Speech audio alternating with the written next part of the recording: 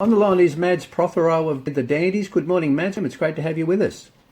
Good morning. Thanks so much for having me on. Oh, it's an absolute pleasure. Firstly, I need to congratulate you on the band's fourth single, Smile More. What a great song. Oh, thank you so much. Yeah, we're pretty happy with how it turned out.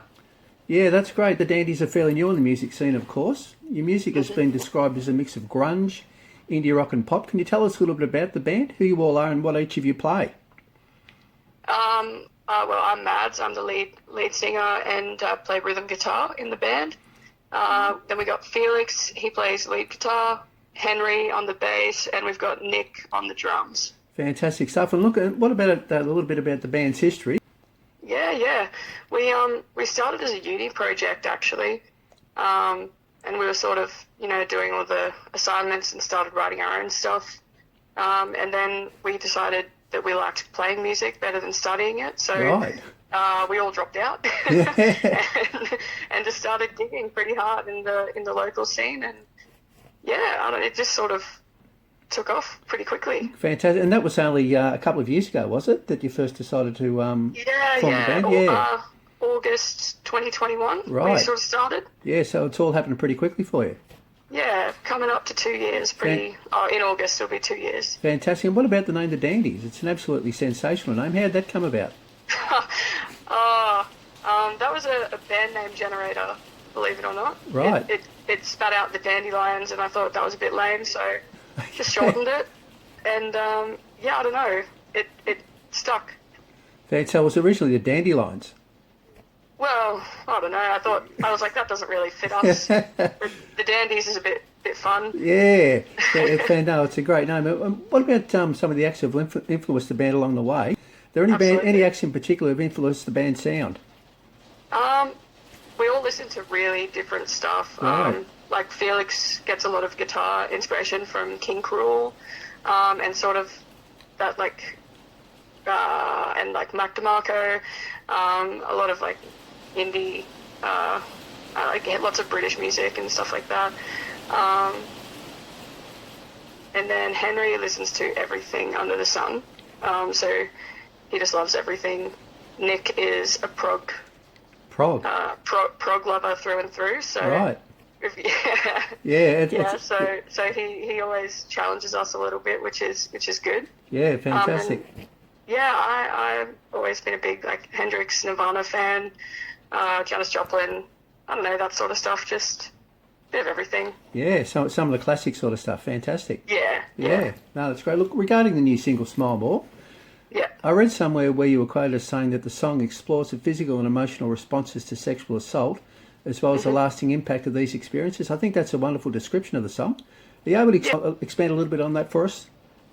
I mean, sort of as a woman in the music industry, and just as a woman in general, it's something that pretty much every woman I know has experienced, and I wanted to sort of put light on it without it feeling like an attack, like on men or on anyone else. Like, we've all sort of had enough of that.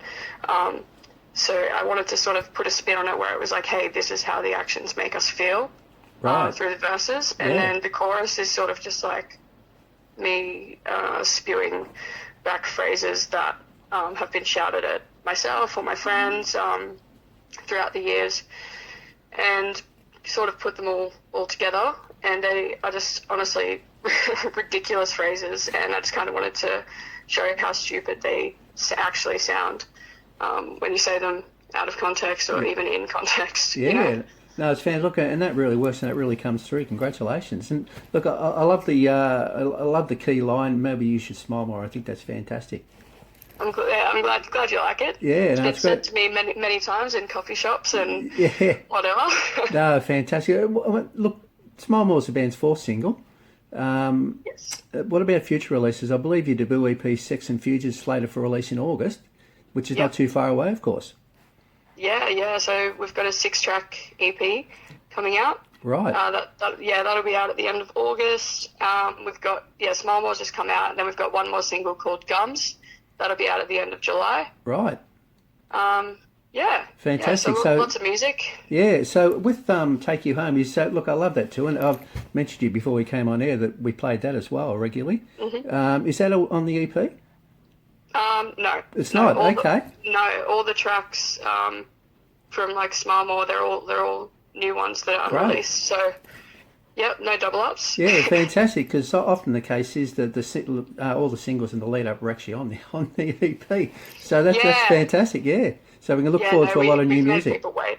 We've made people wait long enough, so we just wanted to get all of our sort of older stuff out, so we can, write some more stuff and start fresh. Fantastic. And that's the end of August, you said. Yeah. The release, great. Can't wait. But what about the band recently undertook an extensive national tour, of course, and you supported Hope D and Asher Jeffries with gigs in Melbourne, Sydney, Perth, Adelaide, and Brisbane. It was your first national tour. How'd the tour go? Oh, it was so good. It was so fun. I feel like it really solidified for all of us that, this is what we want to be doing, and all the effort and the time and the money is worth it. And what about future gigs? You'll be performing next month at his Splinter in the Grass, of course. You must be really looking forward to that. Yeah, that's going to be unreal. We were pretty shocked when we got the call up, to be honest. But yeah. You only got that recently, did you? Fun. Pardon? You only got that recently, the call up? Yeah. Fantastic. A few weeks ago. Great. So it was a nice little surprise. We didn't think we had much booked for the rest of the year, and then that popped up. Yeah, great. Yeah, but we'll be posting all about it on our Instagram. Absolutely, and everything. So if you're around, you can come check us out. Fantastic. Look, Splinter in the Grass won't be the band's first festival, of course. You've previously performed at Mountain Goat, Valley Crawl, and Jungle Love festivals. Must have been great to play at those wonderful festivals. Yeah, there were some really, really great artists on all of those lineups. So it was just really, really cool to be able to be a part of it, I guess, and sort of see how learn from what the bigger bands are doing, and sort of be like, oh, cool, It was a good experience. Yeah, fantastic. And you obviously looking forward to future festivals. It seems to be something the band sort of is pretty keen on doing in the future. Yeah, festivals are fun. Like, everyone's having such a good time, and they don't have to worry about going home usually. They can just be there and really, really sort of be in the music and be in the moment, and it's really cool to see. Yeah, no, that's great. And what about any other gigs and there were tours in the pipeline for the band? Anything there in addition to Splinter in the Grass? Yeah. Well, we've just finished up. We've just supported Wax for their last 3 shows at the Triffids, so they're all really cool. Yep. And then I think the end of the year we're planning sort of an East Coast tour, so we'll be down in Melbourne, Sydney, Wollongong. So we're just going to do all the little towns throughout and play as much as we can. Right. So that's at the end of the year, is it? Yeah, sort of through September, October, we'll be up and down the East Coast. Okay, and you're doing some regional shows as well, you said? Yeah, we'll try. We're I don't know how regional we'll be able to get time-wise, but yeah, like Coffs and Wollongong and, hopefully some, outskirts of Melbourne would be a bit fun. Yeah, that'd be... Yeah, we sort of want to play around Melbourne as much as we can. We really love it down there. Yeah, great. And so do you know Southwest Victoria, where I'm calling you from? Warrnambool and Portland, sort of way down? I don't know it well. No, it's the Great Ocean Road. I spend most of my time around Richmond and stuff. Oh, okay, so in the city. So the Great Ocean Road. We're about, cool. Warrnambool's about 270 k's from Melbourne, so it's not sort of 5 minutes away. But we'd love to see you down here. Yeah. Well, I'll take it up with our booking agent. We'll get down. Yeah, that'd be great. Fantastic. Before we let you go, can we talk about your own personal music journey for a moment? Yeah, sure. Yeah, well, we've talked a little bit about the Dandies' history, of course, but what about the really early days in music for you? What are your memories of the really early days when you first started out and you thought, I think I really like music, I want to get involved in it? I had a pretty interesting journey.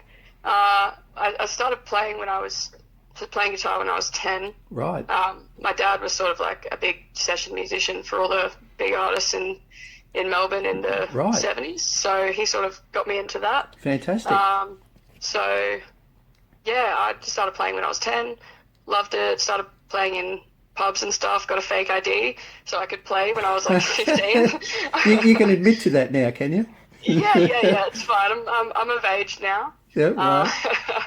Yeah, so I got my fake ID and I was gigging around, and then I sort of was like, oh, all right, I'm not really doing much. Just I'll go study it, and then met the guys, and then from there it was on. Yeah, I wasn't really loving being a solo artist. I think the band dynamic has always been more up my alley. Right, So once I sort of met all the guys and we started playing together, I was like, yeah, cool. This is it. Fantastic. Yeah, look, and your dad's influence was obviously quite profound. So, what, he actually taught you how to play guitar, did he, or did you?